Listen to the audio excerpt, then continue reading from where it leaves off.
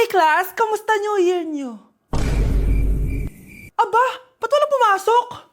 Oh, tama naman, January 5. Ma'am, present! Oh, Scarlett, pati ko lang pumasok, ha? Nasaan mga kaklase mo? Ayun, ma'am. Lahat sila nasa birthday ni Kay. Ha? Nag-usap-usap silang lahat sa GC na hindi sila papasok ngayong January 5 kasi nga, birthday ni Kay. Sino ba yung Kay na yan, ha? Ewan ko din, ma'am. Invited nga daw ako pero hindi ako pumunta kasi hindi ko naman siya kilala. Humanda silang lahat sa akin bukas. Ikaw, perfect ka na sa akin sa quiz at assignment. Yes!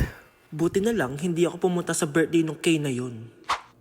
Hello, class? Ay, good morning, ma'am. Walang good sa morning! Sinong nagsabi sa inyo na huwag kayo lahat pumasok kahapon? May nakita kami sa TikTok, ma'am. Wala daw pasok kasi birthday ni Kay. Ah, TikTok? Mas naniniwala kayo doon kesa sa akin? Nag-announce ba ako?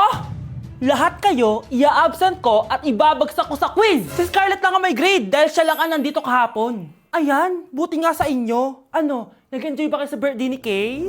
Birthday ni Kay! Birthday ni Kay! Eh di happy birthday! Sino ba kasi yung Kay na yan, ha? Ako, si Kay. Hala, nandyan na siya. May problema ba kayo sa pagpunta nila sa birthday ko? Dahil hindi kayo pumunta sa birthday ko, mamalasin kayo ngayong 2026. Ha? Sa akin dapat yung 2026 eh! Hindi! Hindi! Hindi!